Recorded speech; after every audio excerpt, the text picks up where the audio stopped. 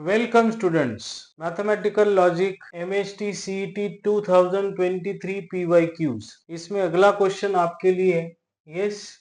अगला क्वेश्चन है students, if truth value of logical statement is false. मैं ये लॉजिकल स्टेटमेंट यहाँ लिखता हूँ, P double implication negation of Q implies negation of P and Q। इसकी जो ट्रुथ वैल्यू है वो फॉल्स है। Then truth value of P and Q are respectively.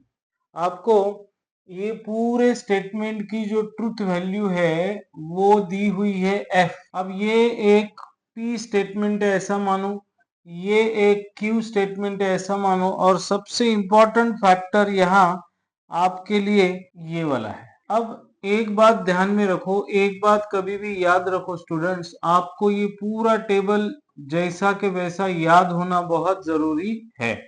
जैसे टी टी एफ यहाँ हो गया टी एफ ओके।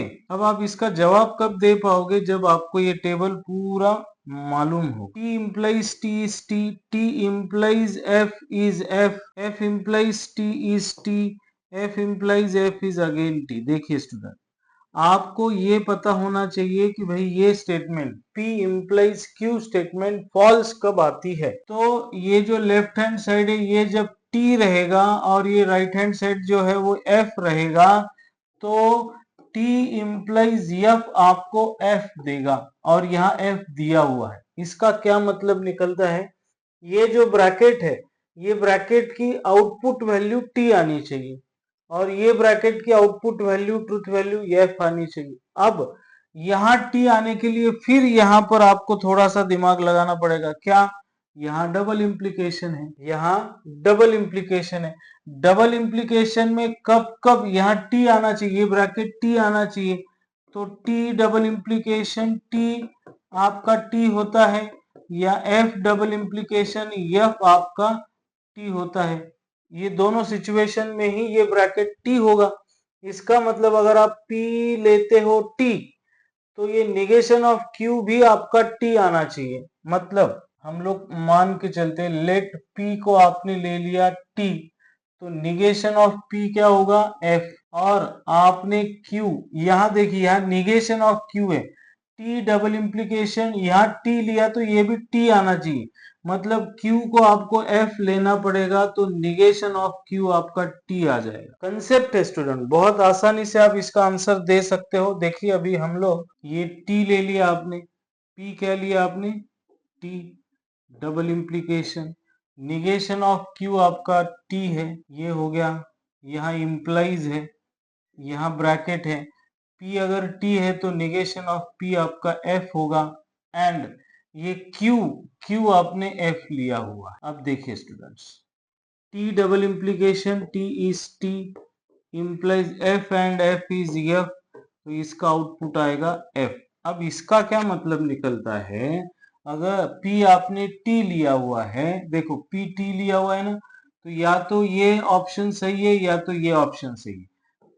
लास्ट वाला और पहला वाला तो खत्म हो गया। P को आपने T लिया और Q को आपने F लिया, तो उन्होंने क्या पूछा है, P एंड Q।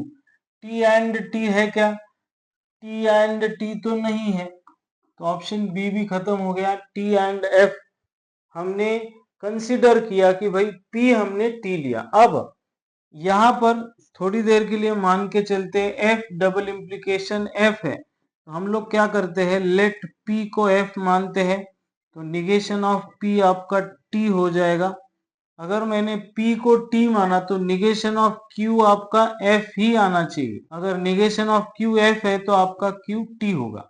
देखेंगे, अब इसको करके देखेंगे। ओके, देखिए स्टूडेंट्स, ये P की वैल्यू आपने क्या ले ली, F डबल इम्प्लीकेशन F। अब F डबल इम्प्लीकेशन F, उसके बाद है इम्प्लाइज निगेशन ऑफ P आपका T है, और एंड है, और यहाँ Q भी T है। F double implication F is T implies, यहाँ पे भी T आएगा, T इम्प्लाइज T क्या हो रहा है, T हो रहा है। मतलब P की वैल्यू F और Q की वैल्यू F, F T जो ऑप्शन है ये वाला वो भी खत्म हो गया। तो सबसे इंपॉर्टेंट आपने यही सही लिया हुआ है P अगर T है तो आपका QF होना चाहिए। TF is the correct answer. Logic के साथ चलते हैं तो आपको सॉल्व करने में आसानी होगी। ओके, नेक्स्ट क्वेश्चन ये वाला, MHT CET 2023 PYQs previous year questions, the inverse of the statement. अब यहां देखिए इफ है, इफ ये जो सरफेस एरिया इंक्रीजेस है, हम लोग इस इफ के बाद जो स्टेटमेंट है उसको P बोलते हैं, the surface area increases. Then के बाद जो स्टेटमेंट है उसे हम लोग Q बोलते हैं, the pressure decreases, the pressure decreases. ये डाउनवर्ड एरो का मतलब है डिक्रीजेस, अपवर्ड एरो का मतलब है इंक्रीजेस। ओके, और यहाँ पे कनेक्टर है इफ देन, तो हम लोग क्या करेंगे, P इंप्लाइज Q, ये सिंबॉलिक फॉर्म हो गया। ये क्या हुआ, सिंबॉलिक फॉर्म हो गया। यस, अब हमको क्या बोला हुआ है, इस सिंबॉलिक फॉर्म का इनवर्स आपको लिखना है। अब आपको मालूम है अगर आपके पास P इंप्लाइज Q ये स्टेटमेंट है तो कॉन्वर्स क्या होता है, Q इंप्लाइज P होता है। इनवर्स क्या होता है स्टूडेंट्स, इनवर्स होता है negation of P implies negation of Q। Contra positive क्या होता है, yes, Contra positive negation of Q implies negation of P। आपको पूछा हुआ इनवर्स। अब देखिए यहाँ पे P क्या है, the surface area increases, negation आ गया, the surface area does not increases, the surface the pressure है ना, ये वाला B तो है नहीं, निगेशन ऑफ P है, तो P का मतलब surface area does not increase. ये फर्स्ट वाला देखो, if the surface area does not increase, negation, then the pressure, negation of Q, pressure does not increase, option number A is correct। if the pressure does not decrease, यहाँ increase है यहाँ decrease है, ये खत्म हो गया। if the surface area does not increase then the pressure decreases, pressure decrease ये भी खत्म हो गया। Option number, yes, option number A is your correct option। Okay students, समझ में आ रहा है हम लोग क्या कर रहे हैं तो, यस, हम लोग क्या करते हैं अभी, नेक्स्ट एग्जांपल पर चल। स्टेटमेंट 1, इफ दिया हुआ है, फिर से हम लोगों को P और Q लेना। अ quadrilateral is a square, a quadrilateral is a square, okay, then Q, then all of its sides are equal, then all of its sides are equal. अब ये जो स्टेटमेंट है ये क्या हुआ, P इंप्लाइज Q हुआ। अब आगे क्या पूछ रहे वो, आगे क्या पूछते हैं, स्टेटमेंट 1 इज ये स्टेटमेंट 1 है। अब statement 2, all the sides of quadrilateral are equal then it is a square, reverse हो गया, रिवर्स। अब वो क्या कह रहे हैं, statement 2 is contrapositive, statement 2 is negation, statement 2 is inverse, statement 2 is converse. अब देखो स्टूडेंट्स, हम लोग सिंपल तरीके से जाएंगे। अगर आपके पास ये है तो इसका कॉन्वर्स क्या होता है, ऐसा होता है ना। अगर P आपका, P is a quadrilateral is a square, और Q है all of it sides are equal, converse opposite हो जाएगा। इफ अ क्वाड्रिलेटरल, ये वाला देखो, if a quadrilateral, sorry, all the sides of quadrilateral are equal then it is a square, ये square बाद में आ जाएगा, ऑल साइड इक्वल पहले आ जाएगा, तो ये कॉन्वर्स हुआ स्टूडेंट्स। तो statement 2 is converse of statement 1, option D is your correct option, option D is your correct option. Yes, next question, next question, wow, ऐसा क्वेश्चन हमने इसके पहले भी किया है स्टूडेंट्स। आपको क्या बोला है, ये एक स्विचिंग सर्किट है, इस स्विचिंग सर्किट को सिंबॉलिक फॉर्म में लिखे, उसको सिंपल सर्किट में कन्वर्ट करें, और सिंपल सर्किट का ड्राइंग या डायग्राम निकालकर इन 4 ऑप्शन में से कौन सा ऑप्शन करेक्ट है उसे निकाल, उसे ढूंढे, उसे चूज कर।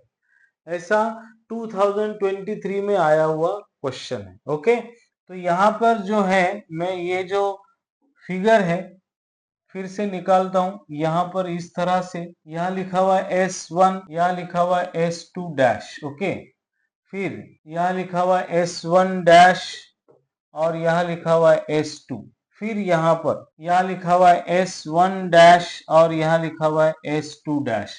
ये तीनों को कनेक्ट करने के बाद नीचे इन्होंने पावर सोर्स और लैंप दिया हुआ है। ओके, अब स्टूडेंट ये है आपकी फिगर।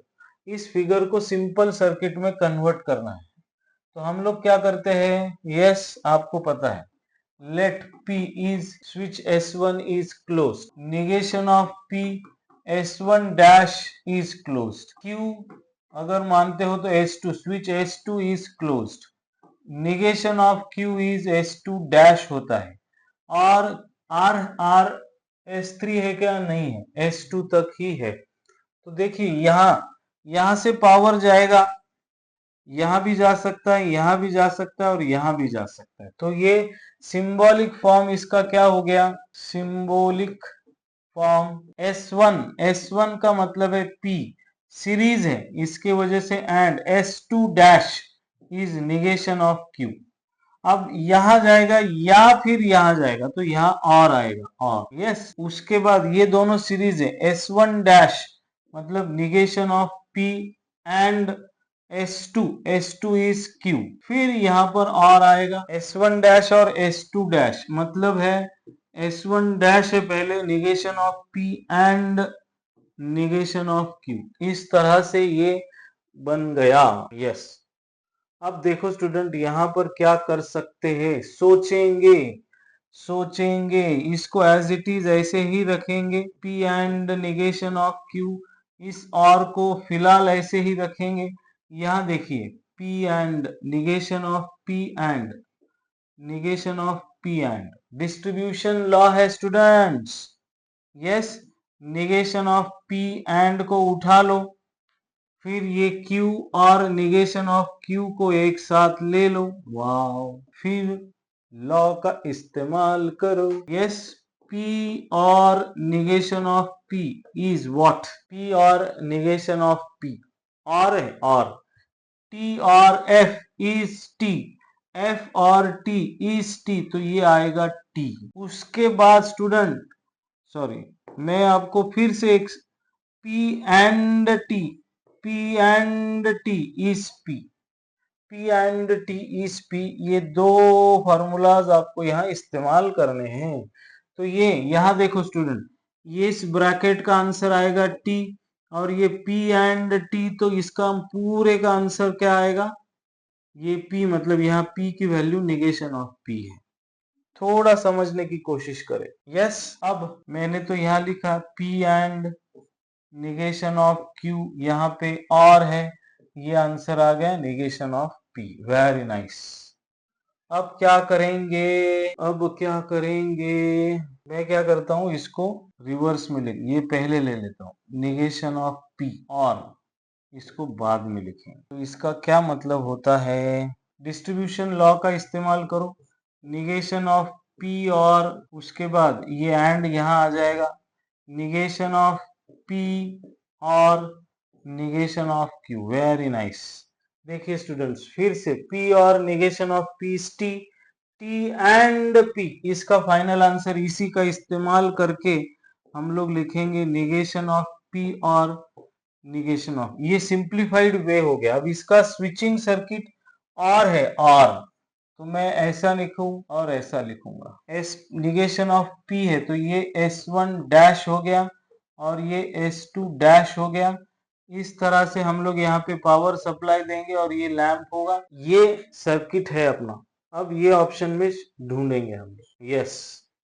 देखिए स्टूडेंट्स, ये जो है ये पैरेलल में आ गया, सीरीज में नहीं है, तो C वाला ऑप्शन और D वाला ऑप्शन खत्म हो गया। अब S1 डैश और S2 डैश है, यहाँ पे S1 S2 है, यहाँ S1 डैश और S2 डैश है, option number 1 is your correct option, option number 1 is correct option.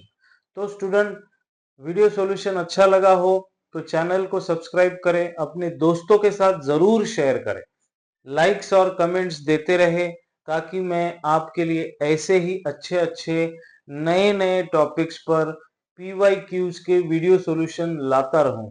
Thank you, bye bye, happy learning.